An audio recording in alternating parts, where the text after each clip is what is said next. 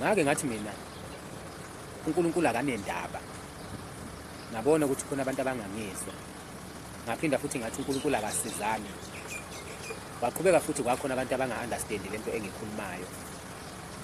Ngakuveza futhi ukuthi kuyahlupha ukukholwa, ngoba ukukholwa kwenza impilo uyibuke ngeso lomlimo, kanti empilweni yangempela imilimo ayisebenzi, futhi noNkulunkulu akasebenzi ngemilimo.